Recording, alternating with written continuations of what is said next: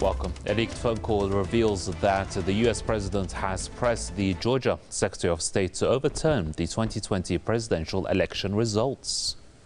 You know what they did, and you're not reporting it. That's a criminal offense, and you can't let that happen. That's a big risk to you and to Ryan, your lawyer. That's a big risk. But they are shredding ballots, in my opinion, based on what I've heard.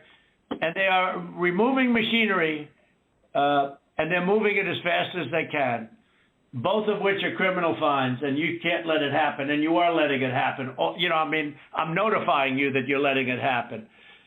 So, look, all I want to do is this. I just want to find 11,780 votes, which is one more than we have, because we won the state. The hour-long phone conversation between Donald Trump and Brad Raffensperger was obtained by the Washington Post. In the audio, Trump reiterated his claims of voter fraud and irregularities in the U.S. state, which were repeatedly rejected by the Republican state official. His claims come as President-elect Joe Biden's victory in the state has already been certified by the Electoral College. The revelation also comes days ahead of the Congress's January 6 meeting, when Biden's victory is expected to be officially certified. Over 100 lawmakers are set to contest the certification and try to change the results in favor of Trump. Joining us on this edition of the News Review is Michael Springman, the author and former U.S. diplomat from Washington, D.C. We also have Jason Unruhe, political commentator from Ontario. Gentlemen, welcome. Michael, if I can start with you. I just want to find 11,780 votes. Where were these votes meant to have been found?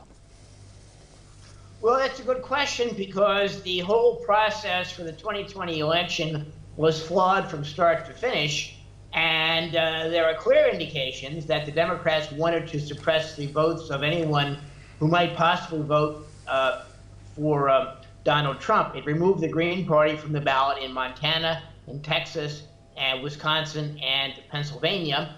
It worked very hard through its cat's paws in the news media to paint Trump as a maniac for the past 4 years.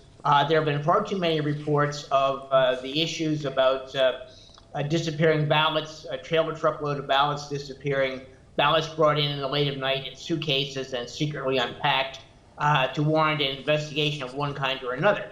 Additionally, there is the Democratic Transition Integrity Project, which was worked over last summer, in that it talked about a possible Biden win and a possible Trump win, and various permutations of the two. At one point, they suggested that in the event of a Trump win, Democratic governors of several states should contest the ballots sent to Washington by the electors in that state, and to field an alternative set of electors to vote for Joe Biden. They also considered the idea of several states seceding, breaking up California into several states, and having them vote for Joe Biden and so forth. It was a horrible exercise, and high officials of the Democratic Party like John Podesta and Donna Brazile, who've been tied to Hillary Clinton, were involved in this, along with neocon commentators such as William Kristol. So I think there is plenty of argument for a biased and prejudiced election that would not make a good sham election in places like Saudi Arabia. However, the Republicans, in particular Donald Trump, have ridden off in all directions instead of coming up with real unbiased investigations that would lead to a uncovering of what really went on. They've claimed fraud without any backing for it. They've claimed bias without any backing for it. But certainly it's been pretty clear for the last 4 years that the Democrats and the mass media did not accept the results of the 2016 election. Jason, what do you make of the Republican push to keep Trump in the White House? Do you see that as a doomed effort? I think it's definitely an effort that's doomed to fail, but in the end, we must acknowledge what this is. This is just politics as usual, where either side is going to do whatever it is that they can in order to win because they represent different interests within the ruling elite.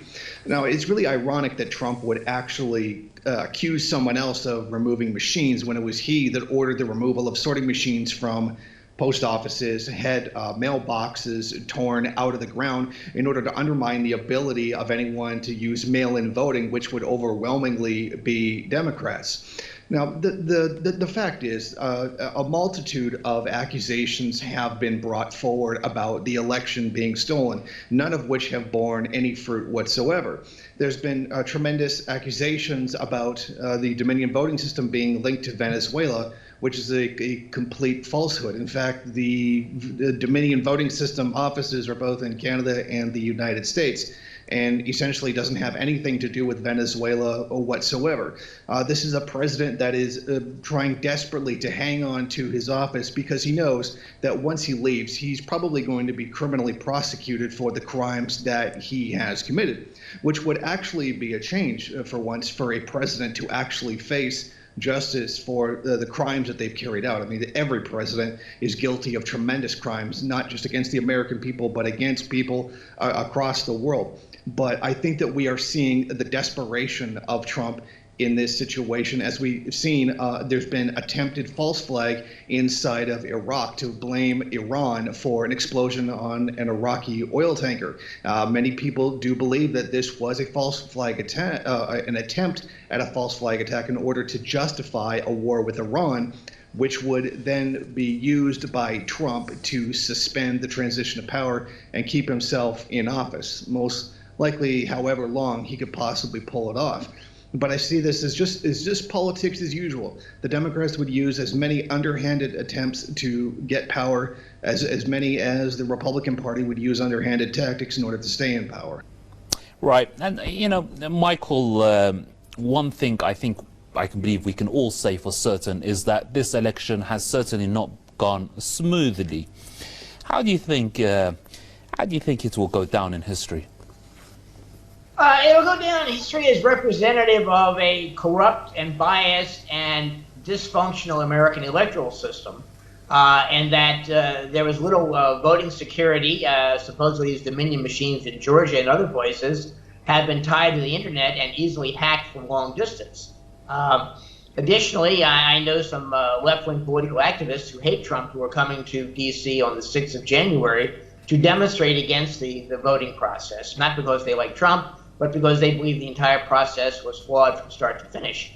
Additionally, the problem with voting in the United States is that there are no checks on who is actually voting. There's no proof that you're entitled to vote, that you're registered to vote, that you're even a citizen. And there are too many stories floating around about people who are not citizens who manage to vote. There is no check of signatures against a voting register in many states. It's always regarded as unconstitutional, when in fact an effort to preserve the integrity of the electoral process is at the core of these efforts to tighten the restrictions on who is voting and prove that they are voting and prove that they are eligible to vote and prove that they are citizens. And none of this is ever done, and every time it's brought up, it's always you're violating someone's civil rights. Well, they're in fact violating the civil rights of everyone who is a registered voter and who intends to vote. They permit far too many efforts to change the vote. I've seen reports in the press of dead people voting, not just the ones that voted for John Kennedy in 1960, but for cases where a woman was a election clerk in a town in Virginia, Western Virginia, and she knew personally that this individual whose ballot was before voting for a candidate had died several years previously. So there's very little effort to check the voting rolls, to purge the voting rolls, and whenever it's done, it's always screamed as you're suppressing the efforts of the minorities to vote and try and get people into the system who are traditionally non-voters. So I think that we really need to tighten up the security of the process and really do it toughly and bear down hardly and demand proof that each person is a voter and that he is a citizen and that we need to do something about this. Right, yeah, it does sound diabolical. Jason, with the 1 or 2 minutes we have left, a similar question. How do you will history view the U.S. elections in general?